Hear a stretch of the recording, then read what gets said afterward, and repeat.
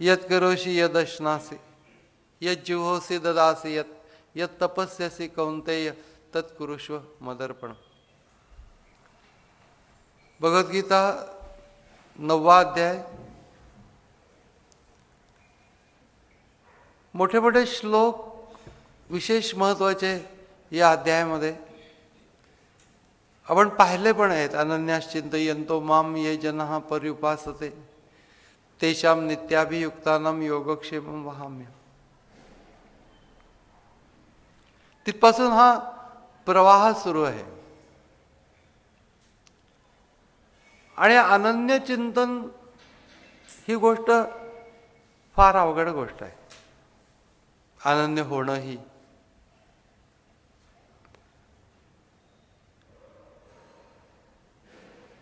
त्या पत्रम पुष्पम फलम तोयम यो मे भक्त्या प्रयच्छती, हे सगळं अर्पण करण्याचा जो भाग आहे, पदार्थांच्या पासून कर्मापर्यंत सर्व काही अर्पण करणे, हे सगळं अनन्य होण्याच्यासाठीच्या गोष्टी आहेत. अनन्य होणं म्हणजे चित्तामध्ये भगवंताशिवाय दुसरं काही नाही हा एक भाग.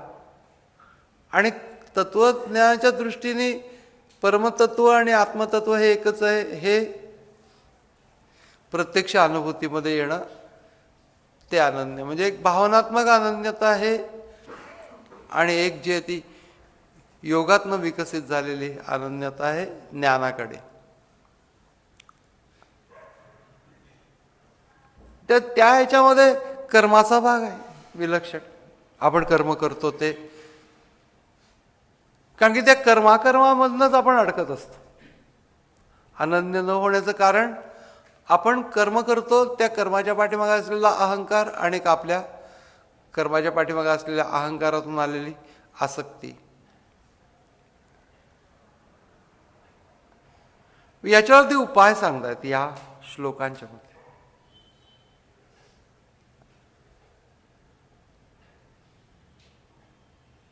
कारण मी हे केलं, मला हे मिळालं पाहिजे, ही भूमिका असते. आणि तसं ते नाहीच होत. आणि मग असं काहीतरी अपेक्षाभंग झाल्याचं मानसिक अशा वातावरणामध्ये माणूस देवाशी एकरूप होण्याचा प्रयत्न करतो, ते नाही जमत.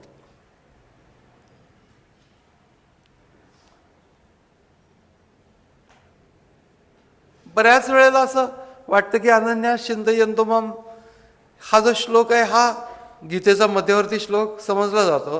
त्याच्यामध्ये योगक्षेमम वहाम्यम हा मुख्य भाग आपल्या आवडीचा आहे की आपलं कोणीतरी योगक्षेमम वहाम्यम असं झालं पाहिजे. योगक्षेम कोणीतरी,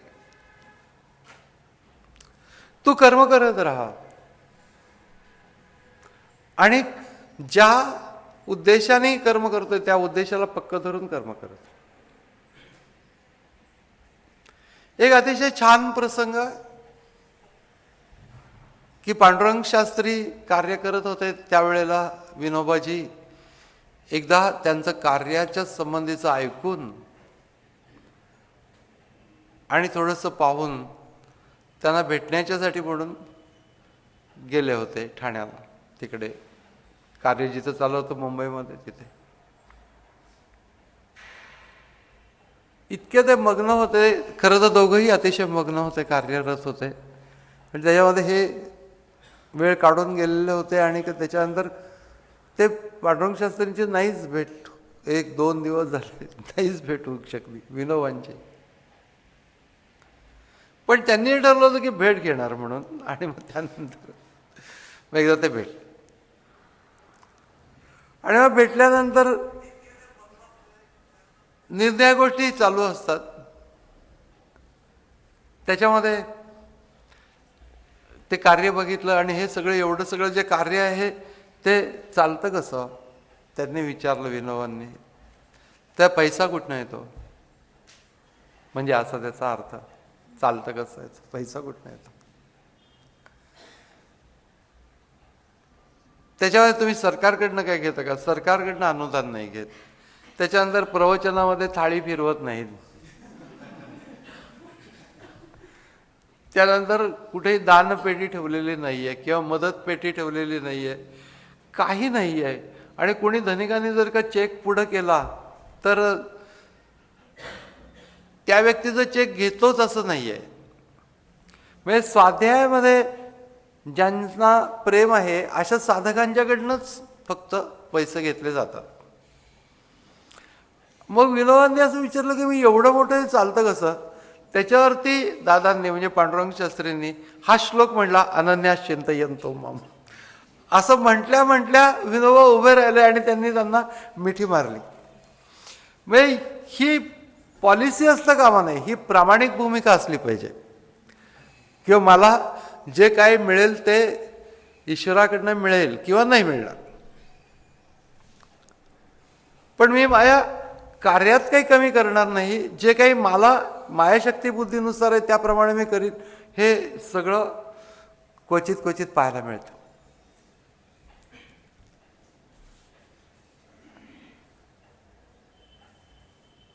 या श्लोकांच्या मध्ये ज्या गोष्टी सांगितल्या गेलेल्या आहेत की बाबा अर्पण करा, अर्पण करा, अर्पण करा, पण त्याच्या अगोदर ज्ञानेश्वर महाराजांनी त्याच्याबद्दलचं पथ्य सांगितलेलं आहे.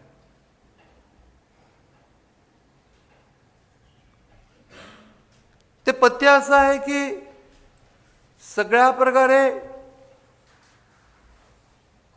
अहंकार जो असतो माणसाला तो बाजूला टाकून दिले पाहिजे. प्रथम देवाच्या जवळ जाऊन तुम्ही त्याला अर्पण करणार तर देवाच्या जवळच जाता येणार नाही जोपर्यंत माणसाच्या मनामध्ये. मूर्तीच्या जवळ जाता येईल परंतु देवाच्या जवळ नाही जाता. म्हणून महाराजांनी असं म्हटलंय, थोरपण पराची सांडीचे, मोठेपण बाजूला टाकून दे. थोरपण पराची सांडीचे, व्युत्पत्ती मी विद्वान आहे, मला सगळं कळतं वगैरे. थोरपण पराची सांडीचे, व्युत्पत्ती अवघीच विसरीचे, जगाचे धाकुटे होईचे, तई जवळी कमाची. त्यावेळेला तू माझ्या जवळ येशील की मी मोठा आहे असा गर्व करून तू माझ्या जवळ येऊ शकणार नाहीस.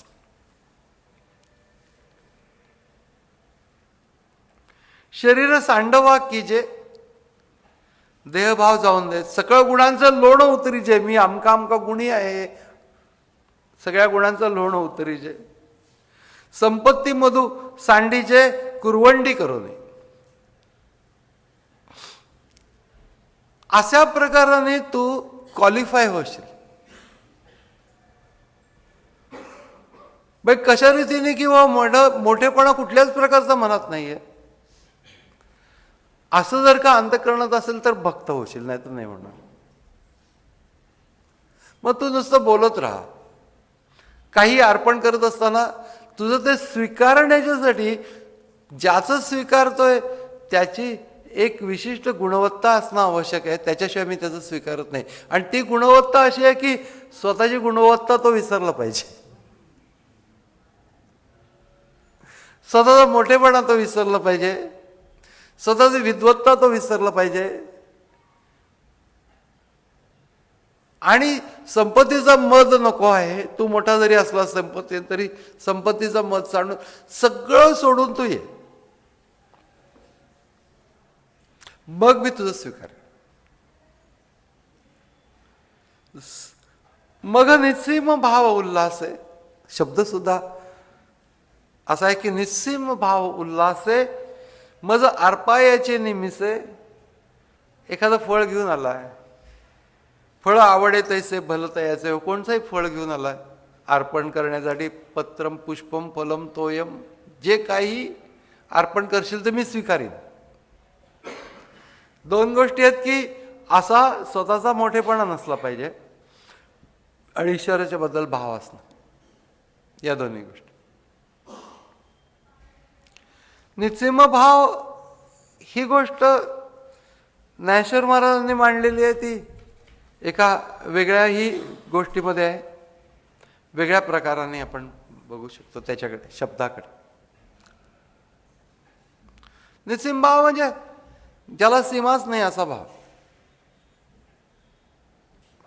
तो खूप मोठ्या उत्साहाने तू येऊन अर्पण कर. त्याच्याबद्दल एक प्रसंग मला आठवतो की ते बिरबल बादशाहच्या गोष्टींच्या मधला आहे. एकदा बिरबलाला काही काम होतं म्हणून तो दरबारामध्ये उशिरा आला, आणि त्यावेळेला तो दरबारामध्ये उशिरा येत होता, आला होता त्यावेळेला. तेवढ्यात ते दरबारी लोकांना ती संधी होती, तर ते म्हणलं की आम्हाला विचारा. दरवेळेला बिरबलाला तुम्ही विचारता त्याच्या वेळेची. तर त्यावेळेला बादशाहने एक प्रश्न केला, मैं बडा की खुदा बडा? मी मोठा आहे का देव मोठा आहे? आता दरबारी लोक म्हणजे आता ते आता शागीर टाईपमध्ये होते थोडेसे, किंवा खुदा बडा असं त्यांना म्हणायचं होतं खरं तर, पण ते काही म्हणता येत नव्हतं कारण की बादशाह समोर होता. तर हुजूर आप बडे है. तर मग प्रत्येक जणांना त्यांनी विचारलं की जो कुछ बोलोगे वो सच होना चाहिए, मग उगीच काहीतरी खोटं बोलू नका. मग तुम्ही त्याचं एक्सप्लेनेशन देऊ शकला पाहिजे. तर की हुजूर आप बडे है. तर एकाने सांगितलं कसं, तो विचारल्यानंतर त्याने सांगितलं की भगवान खुदा तो हमको कुछ देता नहीं, लेकिन आप सब कुछ हमें देते हैं, तो आप ही बडे हैं असं. पण ते काही त्याला पटलं नाही. पण असं निरनिराळ्या लोकांना त्यांनी विचारलं आणि सगळ्यांनी असं सांगितलं की आप ही बडे है. कारण की कुणाला असं वाटलं नाही की देव मोठा आहे तुझ्यापेक्षा, असं त्याला तोंडावर सांगायचं. तर ते म्हणलं की ही गोष्ट खरी असणं पण आवश्यक आहे. तर काही जणांनी सांगितलं की हम खुदा को देख नहीं सकते लेकिन आपको देख सकते हैं. तर असं काय काय सांगत होते, परंतु ते काही एवढी मजा येत नव्हती. मग तेवढ्यात बिरबल आला. बिरबल आल्यानंतर त्याला विचारलं की असं सांग की मी मोठा आहे का देव मोठा आहे, आणि ते खरं असलं पाहिजे. त्याने सांगितलं हुजूर आप बडे है. तर कैसे? आप जो कर सकते हैं वो खुदा नहीं कर सकता. तर म्हणलं की हे तुला आता एक्सप्लेन करायला लागेल की आप जो कर सकते हैं वो खुदा नहीं कर सकता. म्हणजे उदाहरण सांग. तर म्हणलं की बिरबल असं म्हणलं की आप किसी को भी अपने हिसाब से अगर वो ठीक नहीं है तो हद पार कर सकते हैं. त्याला पण कळलं नाही. पण तो म्हणलं की लेकिन खुदा का ऐसा है कि ऐसी कोई जगह नहीं है कि उसकी हद नहीं है. तो वो किसी को हद पार नहीं कर सकता. लगेच दाखवून दिलं की तू कुठं आहेस आणि देव कुठे आहे. तू मोठा आहेस हे तू करू शकतोस जे देव करू शकत नाही. कारण त्याचं राज्य आहे ते असीम आहे, निस्सीम आहे. आणि इतका जो निस्सीम देव आहे त्याच्याबद्दल, त्या निस्सीम देवाच्या बद्दलचा भाव म्हणून निस्सीम भाव, उल्हास आहे. तर निस्सीम सगळीकडे असलेला मी जिथं आहे तिथं तो आहेच आहे. अशी जागाच नाही कुठली की तो नाही आहे. त्यामुळे जिथं मी आहे त्या ठिकाणी तो आहे हे निश्चित ज्याच्या अंतःकरणामध्ये आहे तोच निस्सीम भाव उल्हासाने तो अर्पण करू शकतो. असं प्रत्येक ठिकाणी जे अर्पण करणं आहे त्या अर्पण करण्याच्या बाबतीमध्ये एकतर गोष्टी अर्पण करणं हे त्या मानाने पदार्थ अर्पण काय केले हे भगवंताला काय करायचं, किती पदार्थ अर्पण केले आणि काय केले हे काही देखील महत्व नसून अर्पण करणाऱ्याचा भाव किती मोठा आहे, तो किती खरा आहे आणि त्याच्यामध्ये प्रामाणिकपणा आहे का नुसता दिखावा आहे हे सगळं परमेश्वराला कळूनच जातं. त्यामुळे पदार्थ मोठा आहे लहान आहे हा प्रश्न नसतो. म्हणून तर इथं जे सांगितलेले आहेत पदार्थ ते सगळे पत्रम पुष्पम फलम तोयम, काही नाही याच्यामध्ये काही फार मोठा खर्च नाही आहे कशाचा. ज्ञानेश्वर महाराजांनी तर म्हटलं की वाळलेलं पान असलं तरी चालेल, वाळलेलं पान असलं तरी चालेल, पण भाव वाळलेला असता कामा नये.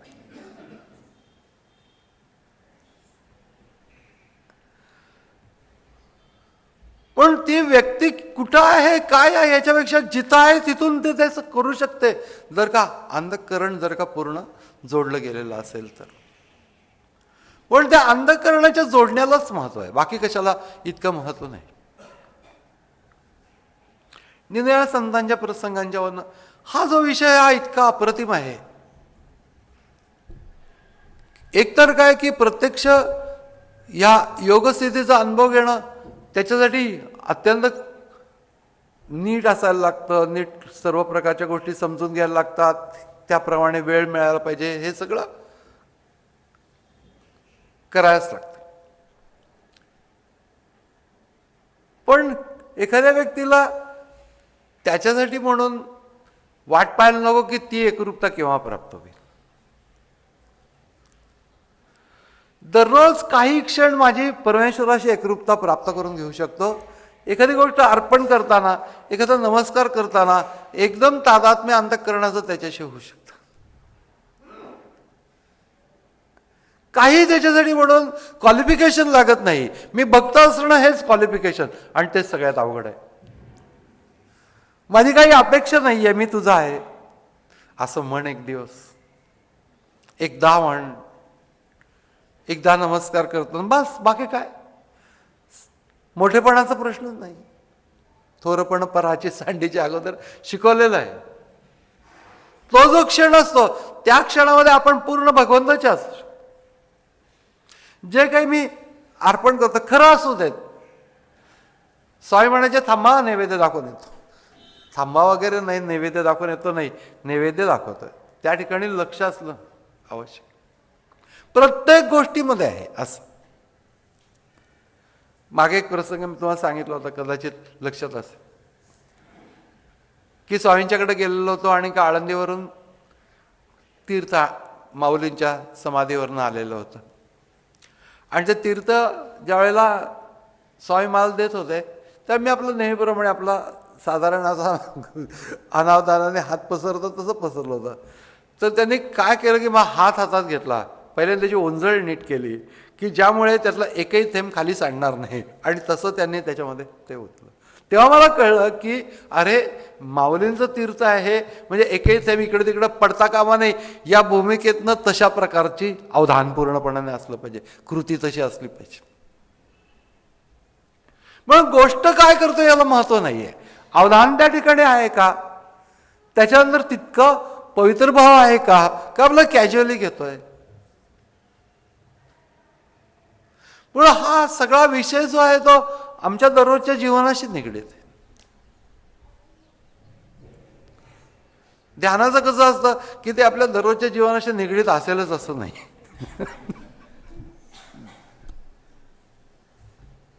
पण हे दररोजच्या जीवनाशी निगडीत.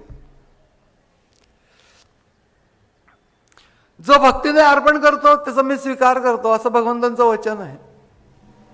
एक प्रसंग आहे की गोंदवलेकर महाराजांची एक लांबची मावशी होती, दहिवडीला राहत होती. आणि दहिवडीला ती इतकी गरीब होती, कोणी नव्हतं, एकटीच राहत होती, कोणीही नव्हतं. पैसा अडका इतका कमी होता की दररोज फक्त एकाच वेळेला खाणं शक्य होतं तिला. आणि ते पीठ, मीठ, तिखट आणि पाणी असं एकत्र करायचं आणि खापरावरती ते भाजायचं, आणि ते कसं कसं खरवडून काढायचं, आणि ते खाता यायचं नाही कारण की तशा प्रकारे थालपीठ त्याला म्हणायचं, परंतु ते खुसखुशीत वगैरे काय नाही, ते असं तिला चोखून खायला लागायचं, असं व्हायचं. पण ते सगळं करत असताना अखंड रामनाम आणि ते थालपीठ झाल्यानंतर महाराजांना अर्पण करणे अगदी मनोभावानं. असं होता होता होता पूर्ण भक्तीने तो नैवेद्य वगैरे दाखवायची ती ते चावायचं नाही वगैरे, पण तरी देखील तसा प्रसाद म्हणून ग्रहण करायचे. असं कित्येक दिवस झाले. आणि मग त्याच्यानंतर एकदा ती कशी बशी एकटी चालत गोंदवल्याला आली आणि महाराजांच्या पाशी जायचं तर लांबूनच तिला पाहून महाराज वळाले, मावशीबाई माझं पोट दुखतंय. पोट दुखतंय म्हटल्यानंतर ती आली जवळ. काय झालंय, कशाने पोट दुखतंय? तू रोज थालपिठाचा नैवेद्य दाखवतेस, त्यात तेल नाही तूप नाही. काय करू रे, माझ्याजवळ काही नाहीच आहे. तर तेव्हा महाराज म्हटलं की तुझ्याजवळ काही नसू दे, तू आता इथंच राहा. तेव्हा महाराजांनी तिला त्यांच्याजवळ ठेवून घेतलं शेवटपर्यंत. पण ह्या गोष्टीच्या मध्ये एक गोष्ट आहे की ती बाई काही कुठल्याही प्रकारची लौकिक मान्यता नाही, त्या बाईला कुठल्याही प्रकारची श्रीमंती नाही, काही नाही आहे. पण तिच्या भक्तिभावाची श्रीमंती विलक्षण आहे की ज्यामुळे गुरूंना असं वाटावं तिचं जे आहे ते मी स्वीकारलं आहे, तिला सांगावं. पण यत् करोषि यद अश्नासी, मी ते स्वीकार करतोय. पत्रम पुष्पम फलम तोयम. पण यो मे भक्त्या प्रयच्छति. भक्त्या प्रयच्छति कुठलीही व्यक्ती कॅज्युअली केलं जातं. फिरवलं झालं, लगेच वरती बघणं, तिथंच राहिलं पाहिजे. नैवेद्य समर्पण केल्यानंतर डोळे मिटून थोड्या वेळपर्यंत नामस्मरण करावं. नैवेद्य समर्पण करण्याच्या अगोदर पूजा झालेली असते. प्रत्येक वेळेला ही पूजा ही गोष्ट तशी सोपी नाही आहे, कारण की मन इतकं विस्कळीत होतं, काही पण विचार करून माणूस पूजा करू शकतो. पूर्वी तर मुलांना शिकवायची तीच वेळ होती, त्यामुळे सोहळ्यात पूजा आणि पोरांनी अभ्यास करायचा शेजारी बसून, आणि चुकलं की हे लोक खोड फेकून मारणार, कारण की शिवायचं नाही. या सगळ्या गोष्टींच्या मध्ये ते जे ईश्वर भाव आहे तो कुठेतरीच गेलेला आहे.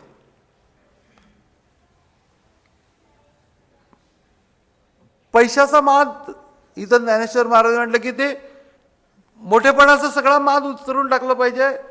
त्याच्यामध्ये संपत्तीमधून सांडीचे, मी मोठा आहे, माझ्याकडे हे आहे वगैरे सगळं सांडून दे. त्याच्यावर अरविंदांनी असं म्हटलेलं आहे की भगवंताच्या जवळ जाणं हे लक्ष्मीच्या माध्यमातून करण्याची गोष्ट नाही, भक्तीच्या माध्यमातून करण्याची गोष्ट. जसं आपण वन पॉइंटेड अटेन्शन म्हणतो, तसं त्यांनी असं म्हटलंय वन माइंडेड डिव्होशन.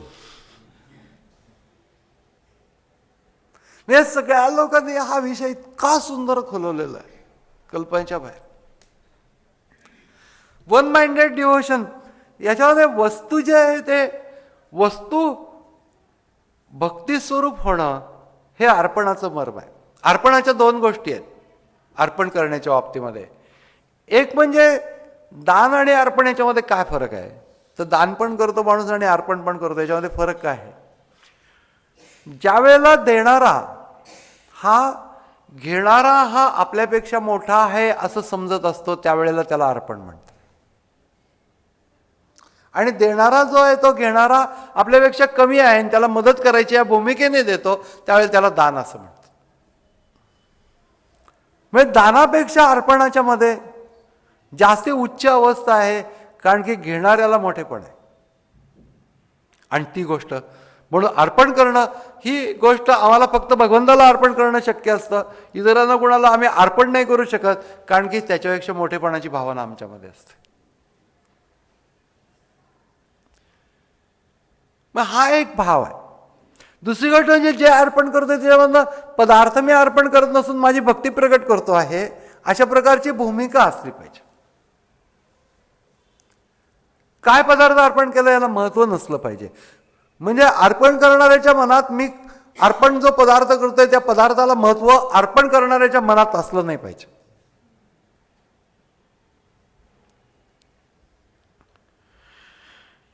म्हणून त्यांनी जे सांगितलं ते पदार्थ अशा प्रकारचे आहेत की एकही पदार्थ मानव निर्मित नाही.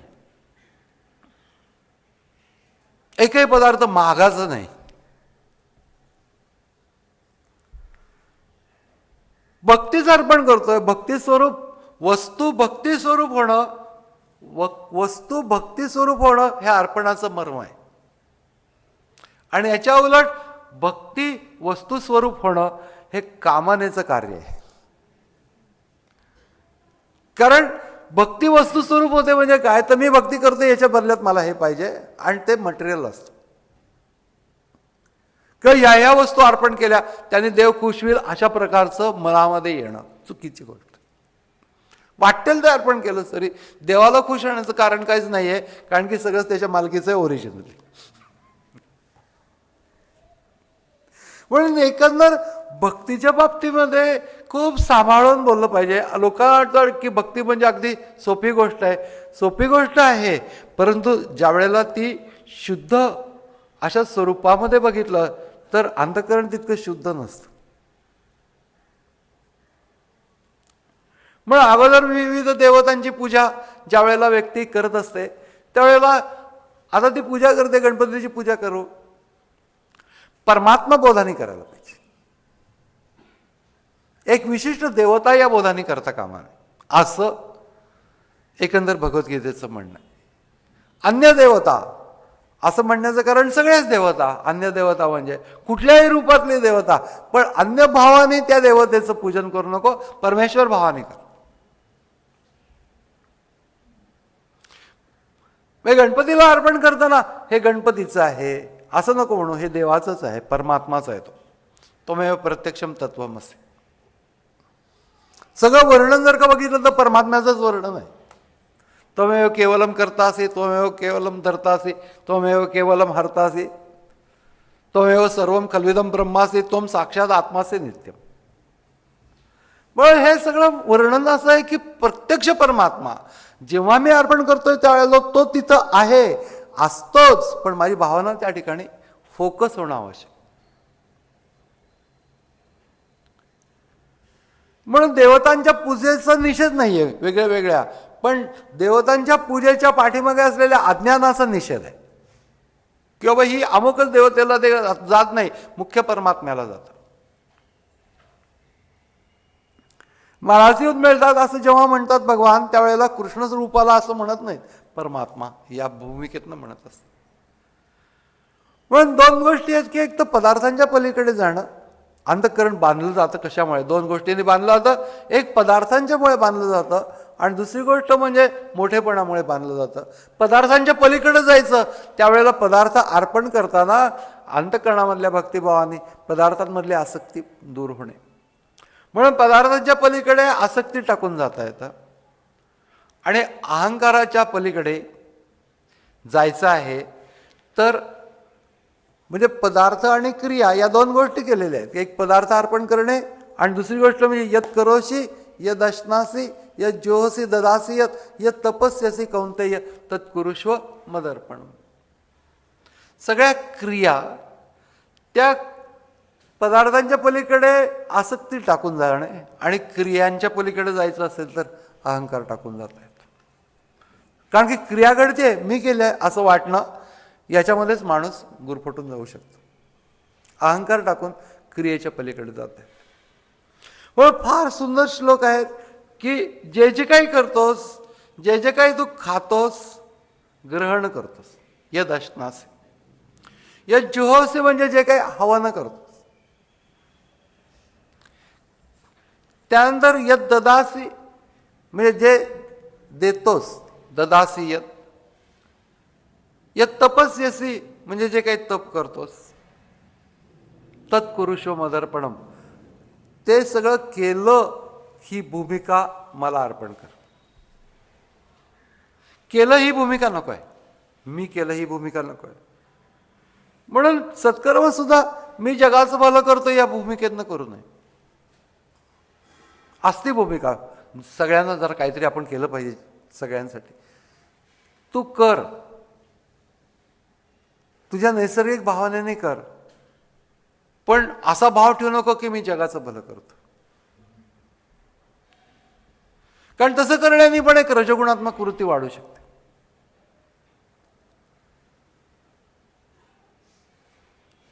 यदश्नासी म्हणजे ग्रहण करणे, उपभोगणे. अरविंदांनी म्हटले what ever you do, what ever you enjoy, म्हणजे जे पदार्थांच्या पासून, क्रियांच्या पासून जो आनंद घेतोस, जो मजा घेतोस, ते मला अर्पण कर. Whatever you sacrifice, whatever energy you gain from tapa, you put forth and make it an offering on to me. मला अर्पण कर. हे सगळं करणं, खाणं, पाहणं, ऐकणं, हे सगळ्या क्रिया आहेत. म्हणजे ग्रहण करणे याच्यामध्ये फक्त खाणे नव्हे, पाहणं ही पण इंद्रियाची क्रिया आहे, ग्रहणच होतं त्याने. ऐकणं ही पण इंद्रियांची क्रिया आहे, ग्रहणच होतं त्याने. हे सगळं शरीर धारण्यासाठी ज्या ज्या क्रिया आहेत त्या सगळ्या मला अर्पण कर. मी असं प्रत्येक वेळेला आपण अर्पण कुठं करत असणार, त्यामुळे दिवसातनं एकदा करणे, की सगळं जे जे झालं दिवसभरात ते ते देवा तुला अर्पण असतं. आता प्रत्येक क्रियेच्या नंतर आपल्याला म्हणता येणार नाही. आमच्या ह्याच्यामध्ये प्रत्येक गोष्टीमध्ये ते देवाचं स्मरण होईल, देवाचं स्मरण होईल, अशा प्रकारची एकंदर योजना केली गेलेली.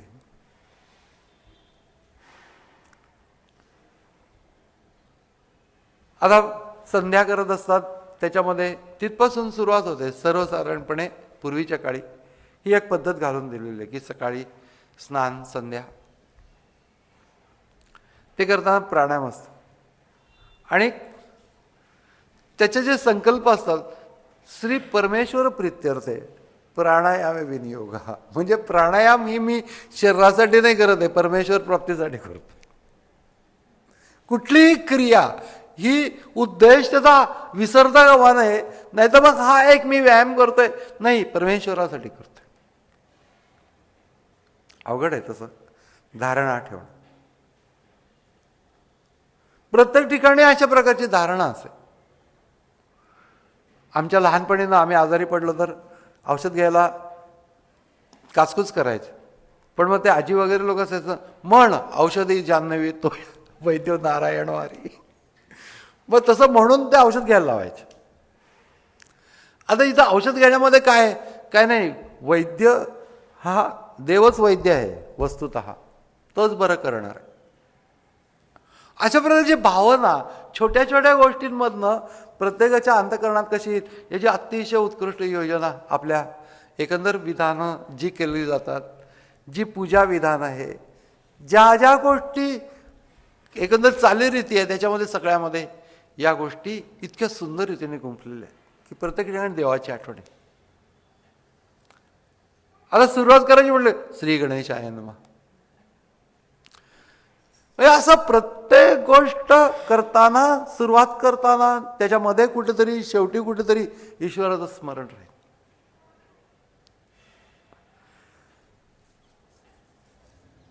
जिथं दान त्या ठिकाणी यत जोसी ददासी यत, त्याचं वर्णन ज्ञानेश्वर महाराजांनी केलेलं आहे. कारण की आता देतो, प्रत्येक वेळेला काही देतो असं काही नाही बाबा, आम्ही सारखं काही दानबिन काही करत नसतो. महाराजांनी असं म्हटलेलं आहे की हे सगळं देताना, हे सगळं अर्पण करताना हे तू लक्षात ठेव की या सगळ्या गोष्टींच्या मध्ये माझा विसर पडू नये. म्हणून अर्जुना अवधारी तू बुद्धी एकी सोपारी करी, तरी सहजे आपुल्या मनोमंदिरी न विसंबे माते. बस तुझ्या मनोमंदिरामध्ये माझा विसर पडू नये, जे जे काही करतोस त्या बाबतीमध्ये. आणि त्याच्यानंतर हा श्लोक आलाय ज्ञानेश्वरीमध्ये, जे जे काही व्यापार करीसी का भोग हन भोगीसी अथवा यज्ञी यजिसी नानाविधी.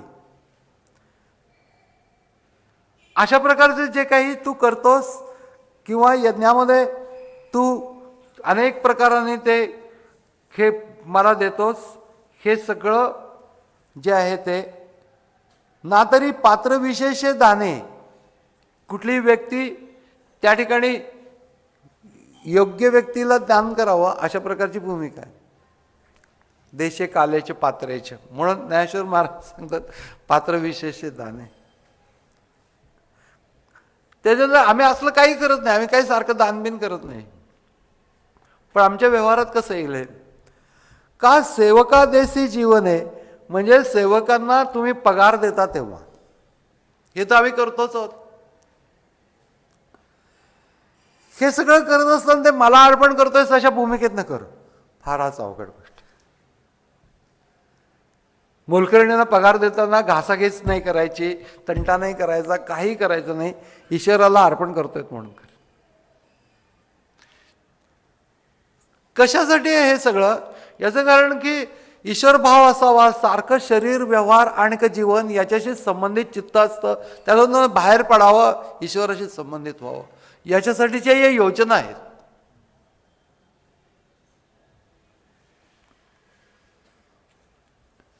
सगळ्या ठिकाणी आनंदी चिंतन राहू दे, त्याच्यामध्ये स्मरण होतं कर्मामध्ये, त्याच्यामध्ये या ठिकाणी मी केलं असा भाव असू नको. म्हणून विनम्रता किती, तर सेवकांना दान देताना म्हणजे पगार देताना, वेतन देताना, चक्क स्वरूपानंद स्वामींनी म्हटलंय, तपोव्रताधिक करिसी साधने वाटिसी वेतने सेवकांसी. ऐसे जे जे कर्म होईल स्वभावे, भावे समर्पावे ते ते मज. देत असताना त्याला देतो. पण मी केलं अशा प्रकारची भूमिका असू नये, कारण की मी किती तिचं लायकी नसताना मी तिला इतका पगार दिला. लायकी विकी काही म्हणायचं ना, ईश्वर अर्पण आहे असं समजायचं. आणि ते सुद्धा कर्मसुद्धा ईश्वर अर्पण करणे, म्हणजे नुसतं ते देणं हे ईश्वर अर्पण नव्हे, कर्म पण ईश्वर अर्पण करणे. उंच उंच गोष्टी सांगितलेल्या आहेत. मी केलं असं म्हटलं की केलेल्या गोष्टींच्या मध्ये जे सत्व असतं ते सत्व कमी होतं. तर ययाती राजा स्वर्गामध्ये गेला आणि त्यामुळे मोठा बलाढ्य राजा आणि अनंत पुण्यकर्म केलेली, कित्येक अश्वमेध वगैरे केलेले, या सगळ्या ह्याच्यामधनं आता त्या स्वर्गामध्ये इंद्राला नेहमी एकच धास्ती असते की आपलं इंद्रपद दुसरं कोणी घेईल का. त्यामुळे तो इंद्र त्याला असं वाटतं की आता हा आला की मागणारच, आणि त्याच्यानंतर आपल्याला उठायला लागणार, कारण की जबरदस्त सामर्थ्याचा आहे, पुण्य पण भरपूर आहे. मग तो बृहस्पतींच्याकडे जातो आणि बृहस्पतींना असं म्हणतो की असं असं आहे, आणि तो आता आल्यानंतर इंद्रपद मागेल, तर मी काय करू. तर बृहस्पती थोडा विचार करतात आणि ते एवढंच म्हणतात की त्याला एवढाच प्रश्न विचार, तू असं काय केलंयस की ज्यामुळे तुला इंद्रपद मिळावं. मग तेवढ्याने होईल म्हणलं, तेवढ्याने होईल म्हणलं. मग त्यानंतर जो बसला आणि तो आला ययाती स्वर्गामध्ये, इंद्रापुढे येऊन उभं राहिला, म्हणला की मी याचा अधिकारी आहे. ते इंद्राने तो प्रश्न विचारला की तू असं काय केलंस की ज्यामुळे तुला हे मिळावं. मग त्याने आपल्या पुण्याचा पाढा वाचला, जसं जसं वाचत गेलं तसं तसं पुण्य कमी होत गेलं, शक्ती कमी होत गेली. कथा या अशा रीतीने सांगतात. म्हणून या कथांच्या मधनं इतका बोध पूर्वीच्या गावाला इतका सुंदर बोध केला जात असे. या गोष्टी शिकवल्या जात आहेत की असं वागू नकोस, असं करू नकोस, मी केलं असं म्हणू नकोस. सत्व कमी होतं. त्याच्यानंतर मग काय, पुण्यकर्माचं फळ काय, तर स्वर्ग सुख भोगणे. म्हणून पाप आणि पुण्य दोन्ही चोरांच्या वाटा आहेत असं ज्ञानेश्वर महाराज म्हणाले.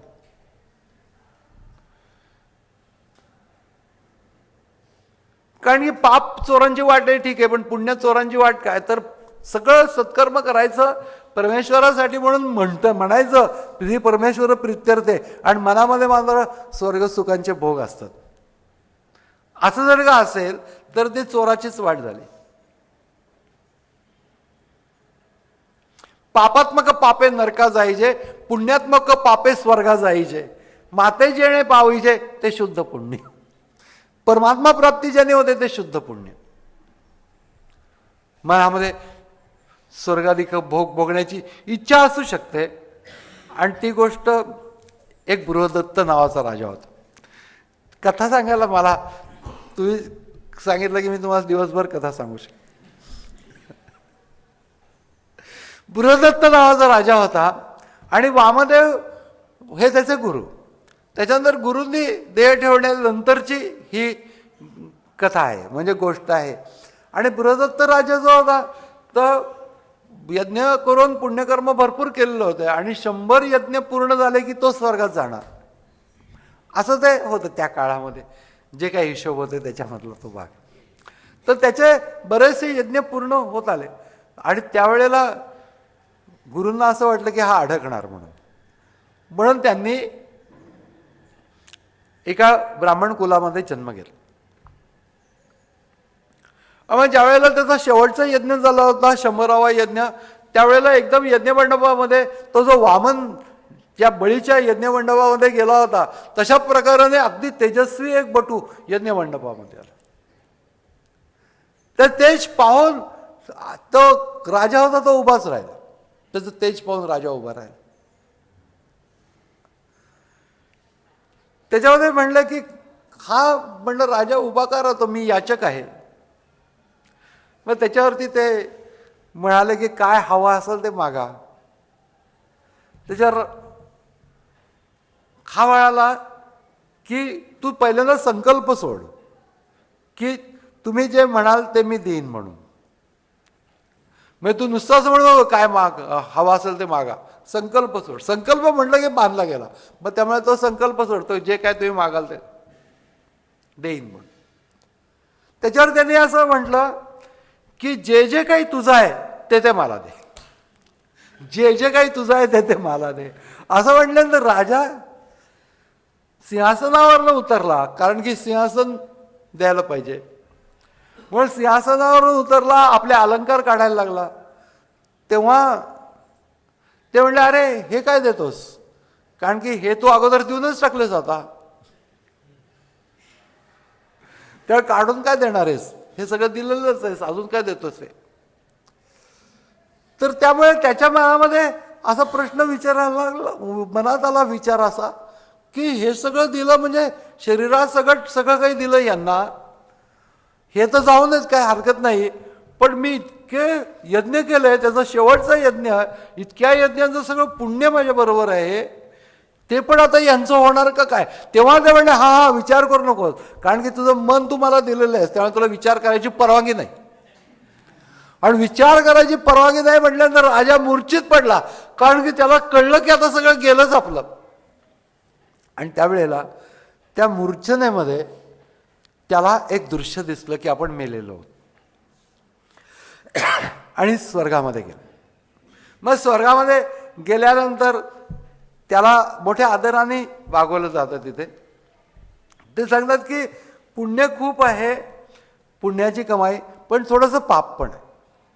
तर तुम्ही अगोदर काय भोगाल, पुण्य भोगाल का पाप भोगाल. तर म्हणलं की अगोदर पाप भोगून टाकू, म्हणजे निवांतपणे पुण्य भोगताय. तर पाप भोग म्हटल्यानंतर त्याला असं हे येतं की तो वाळवंटामध्ये पडलेला आहे, पाणी नाही कुठे आहे, तडफडतो आहे, निरनिराळ्या प्रकारची यातना होत आहेत. आणि असं सगळं त्यावेळेला त्याला जो त्रास होत होता त्याच्यामध्ये त्याच्या मनात विचार आला, खरंच तर ते जे आला होता तो ब्राह्मण, त्याला सगळं मी अर्पण केलं, त्या माझ्या पुण्याच्या बरोबर माझं पापड अर्पण केलेलं आहे, ते मग मला हे का भोगायला लागतंय. असं त्याच्या मनात आल्या त्या वाळवंटाचं एकंदर बगीच्यामध्ये रूपांतर होतं. सगळीकडे हिरवळ येते आणि त्याच्यापुढे हे वामध्ये उभे राहतात. म्हणतात की काय की मला हे तू जर काही यमाला तिथं यमाच्या पुढे सांगितलं असतंस तर तुला हा त्रास भोगायला लागला नसता. तो म्हणला म्हणजे कसं, पण यमाच्या पुढे तुला सांगायला हवं होतं की मी सगळं त्यांना दिलेलं आहे, पण तुला ते यमाला सांगायचं नव्हतं, कारण की तुला पुण्य भोगायचं होतं. आणि पुण्य भोगायचं होतं म्हणून तुला पाप भोगायला लागलं, पुण्य भोगायच्या इच्छेने. आणि या इच्छाच तुला पुण्य भोगशील, पाप भोगशील, पुण्य भोगशील आणि पुन्हा या जन्ममृत्यूच्या चक्रामध्ये सापडशील. याच्यासाठी म्हणून तुला सांगतो आहे की हे सोडून दे, तू मला अर्पण केलेलं आहेस. आणि मग तो डोळे उघडतो, तो खरंच गुरुसमोर उभे आहेत आणि ते सांगतात की या जन्ममृत्यूच्या चक्राच्या मधनं ते सगळं नकोच आहे. माझं मी सत्कर्म करतोय ते ईश्वर प्राप्ती हाच उद्देश, बाकी कुठल्याही उद्देशाने करत नाही, अशा भूमिकेत नका. मग अर्पण भक्ती ही आपल्याला असं की हे अर्पण केलं, ते अर्पण केलं, ते अर्पण केलं, उद्देश महत्वाचा आहे. काय अर्पण केलं याच्यापेक्षा त्याच्या पाठीमागे असलेली भावना महत्वाची आहे. उपभोगाची भावना आहे का समर्पणाची भावना आहे? समर्पणाची भावना असेल परमेश्वरापर्यंत ते पोचतं. पण माझ्याच उपभोगाची भावना असेल तर काहीच तिथं झालं. म्हणून काही मागायचं नाही देवाच्या पाशी. आम्ही कोणापाशी मागणार? अर्पण करताना तरी मागू नका, याच्या बदल्यात हे दे म्हणून. एवढे बर्फीचा हे ठेवलेला आहे प्रसाद, आता मुलगी होऊ देत मुलाला, असं मागू नको. मुला मुलगी होऊ देत असं माग, जरूर माग, पण याच्या बदल्यात मागू नको. म्हणून अर्पण करण्याची गोष्ट वासनारहित असणं आवश्यक आहे. त्याला वासना चिकटलेली असून उपयोग. पांडुरंग शास्त्रीने फार सुंदर वर्णन केलेलं आहे की आपण म्हटलं की पिकनिकला जातो, त्या ठिकाणी बसलेला असतो, त्यावेळेला सगळे डबे वगैरे काढतात, काय काय जे पदार्थ वगैरे काढतात, त्यावेळेत कुणीतरी तिथं येऊन उभा राहिलेला असतो. तो गपचूप उभा राहतो, काही मागत बिगत नाही, पण बघत राहतो. बघत राहतो म्हटल्यानंतर या आपल्या इथल्या लोकांना भयंकर राग येतो की आम्ही इथं हे मजा करायला ना, हा काय इथे येऊन बघत राहिला, मग त्याला काहीतरी देऊन टाका रे. का तर त्याची दृष्टी याच्यावरती पडलेली असताना आम्हाला ते खावत नाही. त्याची इच्छा जी आहे ते त्याला चिकटलेली असताना आम्हाला ते खावत नाही. तर म्हणले तुमची इच्छा चिकटलेलं पदार्थ देव का स्वीकारेल? त्याच्या इच्छेचं मला खावत नाही, तुमच्या इच्छेचं पण त्याला खावणार नाही. मग मी ज्या वेळेला अर्पण करेन त्यावेळेला माझी इच्छा चिकटलेली नसली पाहिजे पदार्थांमध्ये. मग हे सगळं मी अमकं केलं असतं, तमकं केलं असतं, मी हे अर्पण केलं असतं, ते अर्पण केलं असतं. चिन्मयानंदांनी म्हटलं की माझ्याजवळ राजवाडा असतं तर मी अर्पण केलं असतं, माझ्याजवळ राज्य असतं तर मी अर्पण केलं असतं. तर त्यांनी पुढे म्हणले असं म्हणणाऱ्यांच्या खोट्या तक्रारींचं निवारण करण्यासाठी हा श्लोक आहे की तुझा राजवाडा काही नकोच आहे, तुझं राज्य काही नको आहे, तुझी प्रत्येक क्रिया हवी आहे. यत करोशी अर्पण कर, मी केलं हे अर्पण कर. तुझं कर्तृत्वाची भावना, त्याच्या पाठीमागे असलेला अहंकार हा अर्पण कर. म्हणून याच्यातनं काय होतं की देवाच्या अस्तित्वाच्या बाबतीतली सजगता निर्माण होते किंवा तो आहे, ही पहिली गोष्ट. आणि दुसरी गोष्ट म्हणजे अर्पणाची भावना ही नैसर्गिक असते आपल्यामध्ये. आपल्याला काहीतरी देवाला अर्पण करावं असं वाटत असतं नैसर्गिक रीतीने, बदल्यात काही नको आहे पण हे तुला अर्पण असतं. छोटी गोष्ट, एक तुळशीचं पान तुला अर्पण असतं. कितीतरी बरं वाटतं, एक बेलाचं पान तुला अर्पण असतं, बास, काही नकोय. अशा प्रकारची ज्या वेळेला अर्पण भक्ती होते त्यावेळेला मला प्रसन्नता प्राप्त होते अर्पण केल्याचं. करोमी यत्यत सकलम परस्मे नारायणायती समर्पयामि. जे जे काही केलं ते सगळं तुला समर्पित असतं. हे सगळं आमच्या दररोजच्या उपासनेमध्ये का अनुष्ठित केलंय? आम्हाला स्वतंत्रपणाने म्हणण्याची बुद्धी होत नाही, त्यामुळे याच्यात ते म्हणलं जातं. पण ते म्हणताना प्रामाणिकपणाने म्हणा, तेच म्हणताना प्रामाणिकपणा. वेगळा आम्हाला वेळच नाहीये ते करायला, वेगळ्या वेळेला ती वृत्ती उठतच नाही, पण जे करू त्या वेळेलाच म्हणा ना प्रामाणिकपणा. मग क्रिया जी असते त्या ठिकाणी अवधान असणं आवश्यक. पुंडलिक वरदा म्हटलं की प्रवचन संपलं, एवढंच मनामध्ये येतं. हरी विठ्ठल, श्री ज्ञानदेव, तुकाराम असं ते सगळं म्हणून झालं की देवरपर्यंत हा इकडे तिकडे बघत असतो, मिसेस कुठं बसलेले आहे, कारण किल्ली त्यांच्याकडे असते. आता हे जे आहे हे सगळं चाललेलं असताना इकडं तुझं लक्ष आहे, त्याच्यापेक्षा पुंडलिक वरदा हरी विठ्ठल तुझ्या डोळ्यासमोर येऊ देत ना तेवढ्या वेळामध्ये. पुंडलिकाला वर देणारा विठ्ठल तुझ्या डोळ्यासमोर येऊन देत, ज्ञानदेव डोळ्यासमोर येऊन देत, तुकाराम डोळ्यासमोर येऊन देत, नाहीच आहेत.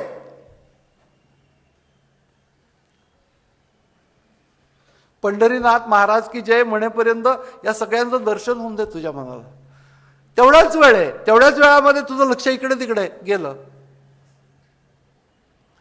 म्हणून नमस्कार करताना, अर्पण करताना, काही करताना अवधानतेचं असणं, माझ्या मनामध्ये काही मागण्याची इच्छा नसणं, देवाशीच मला फक्त संबंध असणं, अशा रीतीने ते अर्पण होतं.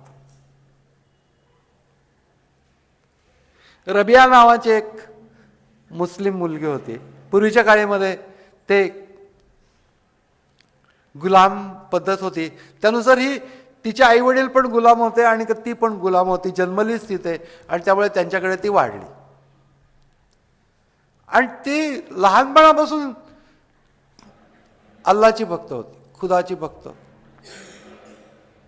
आणि ते इतकं प्रेम होतं तिचं, नैसर्गिक प्रेम देवावरचं. सगळ्यांना समजून यायचं की ही मुलगी वेगळीच आहे म्हणून.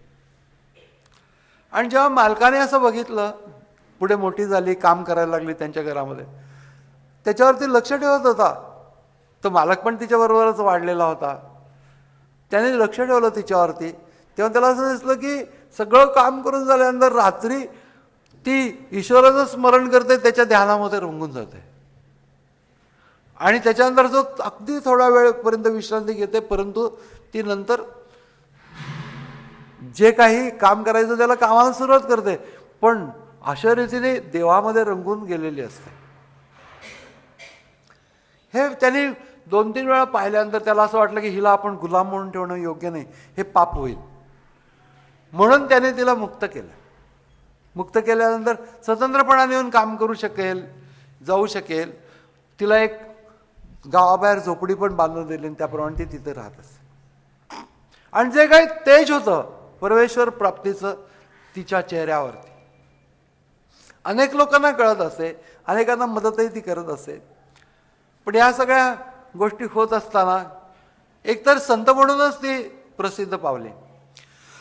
आणि हुसेन म्हणून त्या काळातले एक संत होते. ते हुसेन तिच्या जवळ गेले एक दिवस, आणि त्यांनी तिला असं विचारलं, आपने खुदा को कैसे पाया, मैं देव तू कसा प्राप्त करून घेतलास, आपने खुदा को कैसे पाया. तर तिने असं उत्तर दिलं कि मेरा जो खुद का था वो सब खो के और खुद को खो के मैंने खुदा को पाया. स्वतःला ते समर्पित करून टाकलं आणि त्याला प्राप्त करून घेतलं. ही गोष्ट स्वतःचं वेगळं व्यक्तिमत्वच ठेवलं. अर्पण करण्यामधली सर्वात शेवटची गोष्ट आहे की व्यक्तिमत्व अर्पण करणे. आपुले व्यक्तित्व वाहिले चिरणी घ्यावे सांभाळवणे आता मज. मागणे ते देवा देई भक्ती प्रेम, प्रेमे तुझे नाव गाईन मी. आपुले व्यक्तित्व वाहिले चरणी घ्यावे सांभाळवणे आता मज.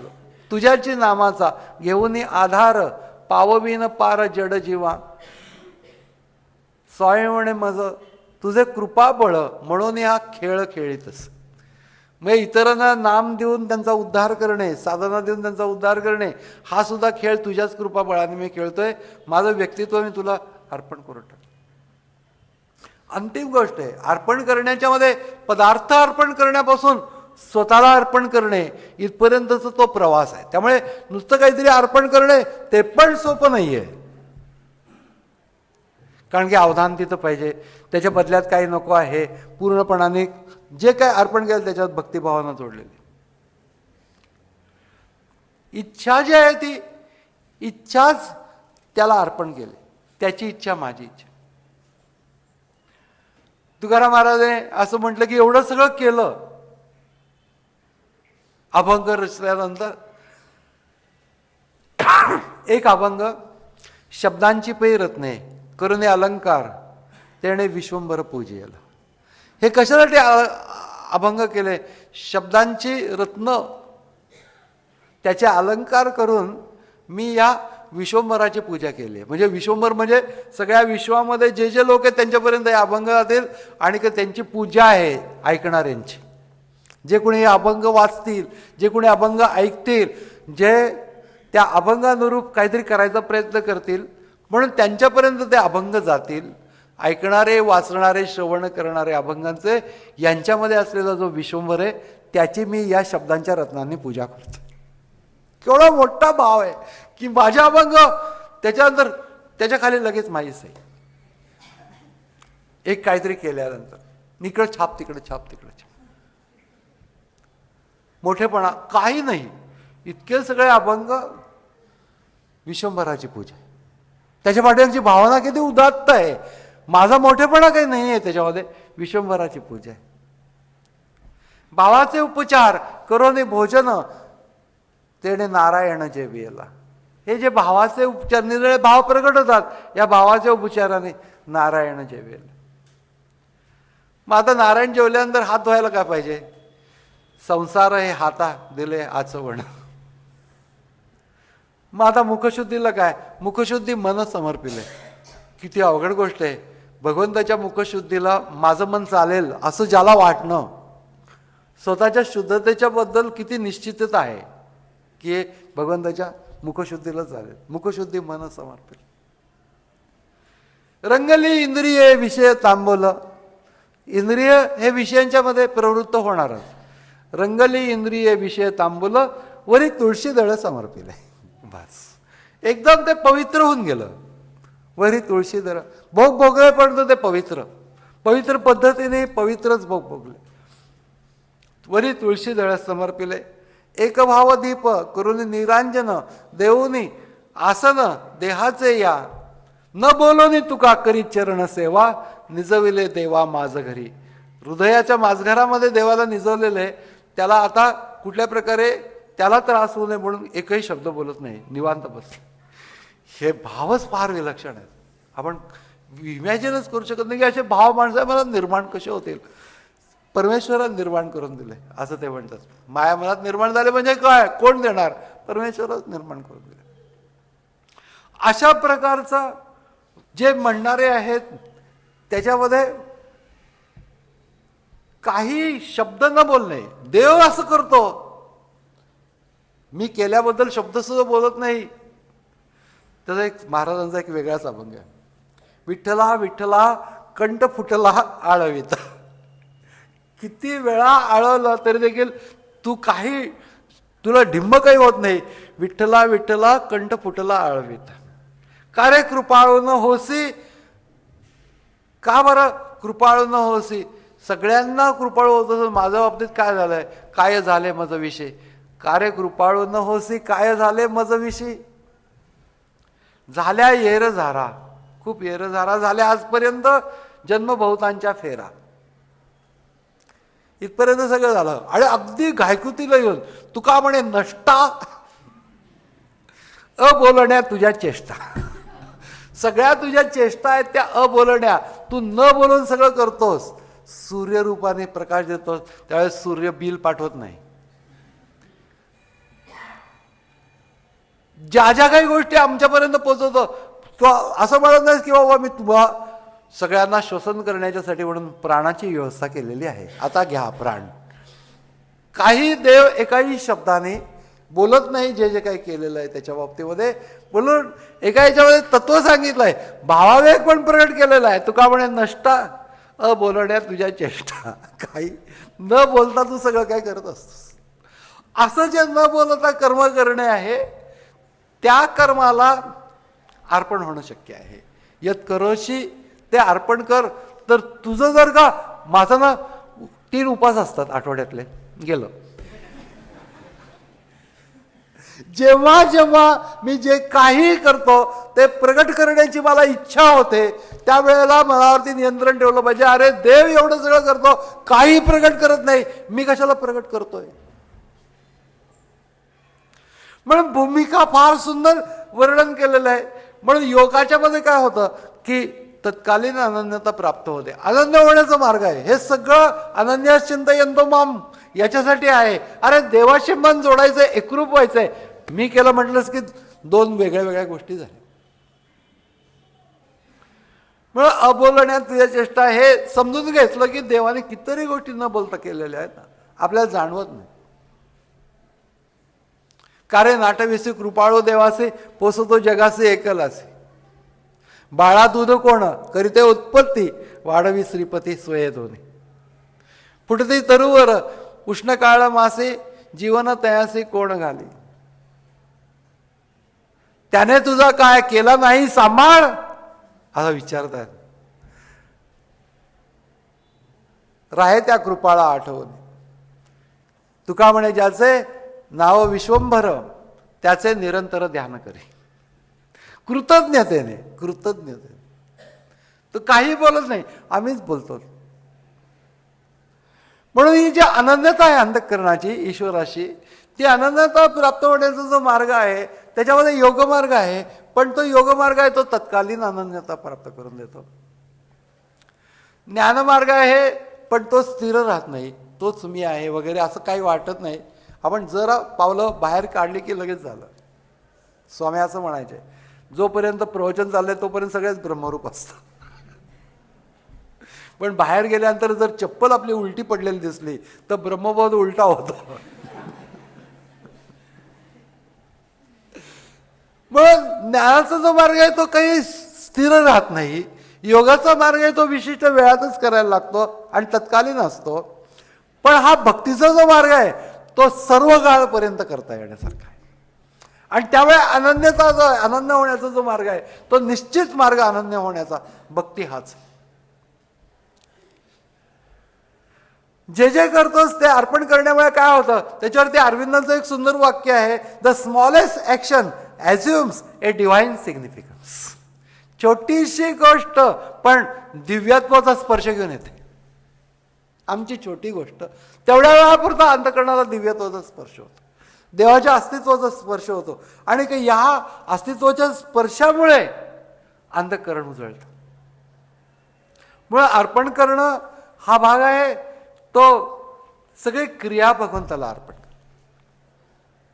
शुद्ध असायला पाहिजे हे ओघाने आलं, कारण की वाईट क्रिया करू आणि भगवंताला अर्पण करू कोण घेईल.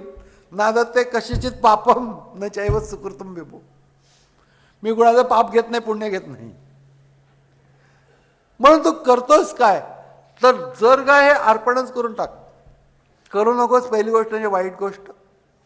चांगली गोष्ट कर आणि ती अर्पण करायला पाहिजे आणि त्याचा मोठेपणा बाळगू नको.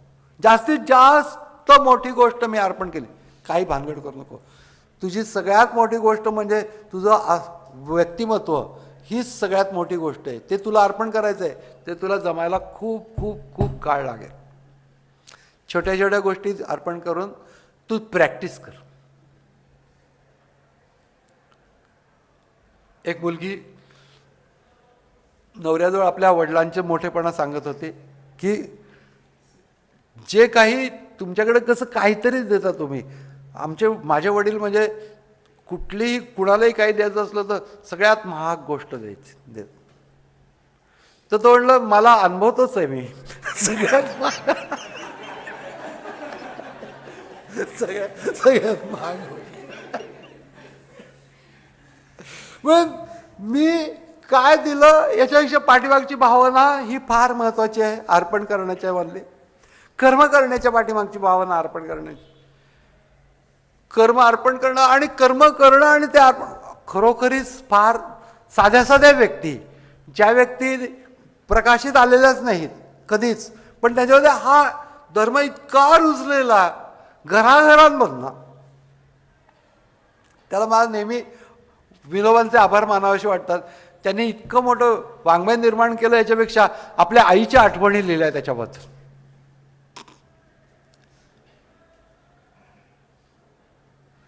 ते माधुकरी म्हणून असायचे पूर्वी. माधुकरी ते हे करायचे आणि जेवायचे, म्हणजे भिक्षा मागायची, जेवायचं आणि अभ्यास करायचा कुठला.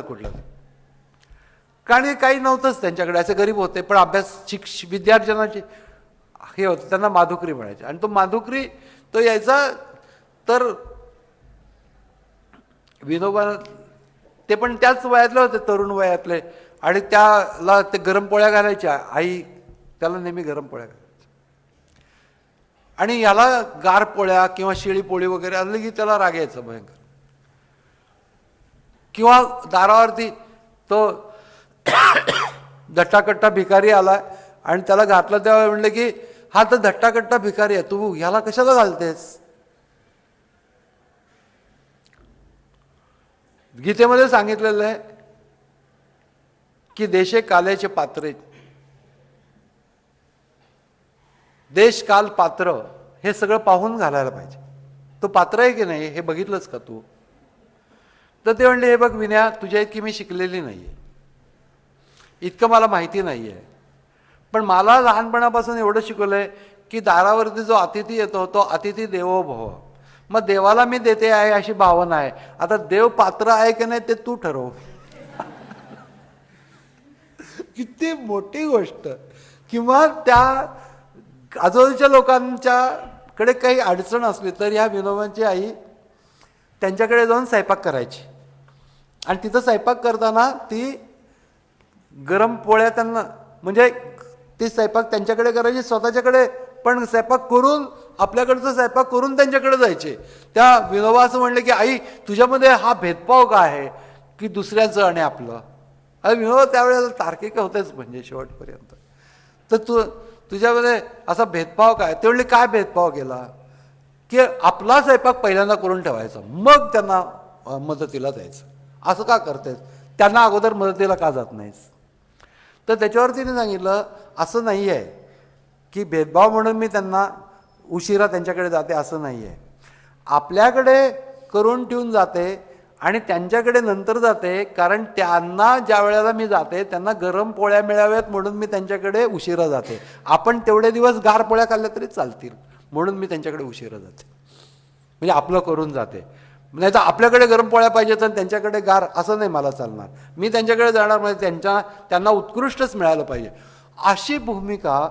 या गोष्टीला कर्म अर्पण करण्याचं काय कर्म, या दुसऱ्यासाठी करताना किती भावना त्याच्या पाठीमागे असते. पण या प्रकाराने ते सगळं करत असताना हे सगळं सुद्धा तू अर्पण कर, आणि हे जे मी केलं त्या केल्याचं सुद्धा आठवण पडून परी सर्वता आपुल्या जीवी केल्याची शंका काहीच न राहावी, ऐसी धुवोनी कर्मे द्यावी माझ्या हाती. मी केलं अशा प्रकारची आठवण पण नाही. इतकंच नव्हे तर अर्पण करताना मी अर्पण करतोय ही पण आठवण नको, असं धुवून पूर्णपणाने करवो माझ्या हातात दे, मग मी स्वीकारेन असं. आणि तेच पुढचा जो श्लोक आहे त्याच्यामध्ये धुवून कर्म दिल्यानंतर तुला काय मिळेल, अशा प्रकारचं पूर्ण कर्म अर्पण केल्यानंतर तुला काय मिळेल, तर तुला काय मिळेल तर बंधनापासून मुक्ती मिळेल, ईश्वर प्राप्ती मिळेल. कर्म अर्पण करण्याचं फळ काय, म्हणजे एवढं सगळं केलं, कहाणी ऐकल्याचं हे फळ, तर वसा घेतल्याचं काय फळ, असं ते होतं ना. तसं कर्म अर्पण केलं, कर्माचं फळ अर्पण केलं, त्याचं फळ काय, कर्मफळ अर्पण करण्याचं फळ काय, तर फळरहित होणं हे त्याचं फळ आहे. फळरहित होणं म्हणजे त्या कर्माचं फळ आता तुम्हाला बांधणार नाही, ते तुम्हाला लेप लावणार नाही, अंतःकरण मोकळं राहील. आणि अशा प्रकारच्या मोकळ्या अंतःकरणामध्ये ईश्वर प्राप्तीच्यासाठी ते सुयोग्य होतं. अंतःकरण ईश्वर प्राप्तीसाठी सुयोग्य करणे हा सर्व कर्मयोगाचा उद्देश आहे.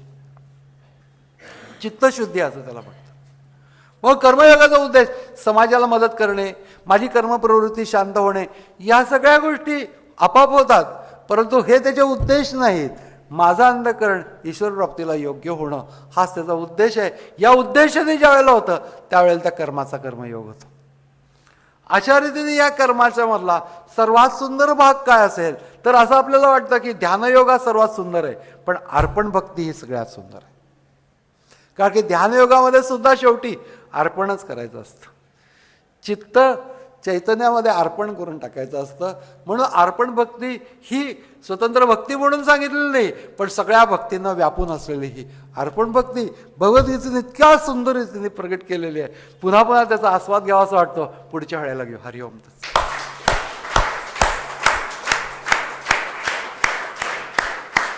पुंडलिक वरदा हरी विठ्ठल श्री ज्ञानदेव तुकाराम पंढरीनाथ महाराज की जय. जगद्गुरु श्री ज्ञानेश्वर महाराज की जय. जगद्गुरु श्री तुकाराम महाराज की जय. परमहंस सद्गुरु स्वामी स्वरूपानंद महाराज की जय. परमहंस सद्गुरु स्वामी माधवनाथ महाराज की जय. सर्व संतन की जय. जय जय रघुवीर समर्थ. नमितो योगी थोर विरागी तत्वज्ञानी संत. तो सत्कवीवर खबरात परगुरु ज्ञानदेव भगवंत.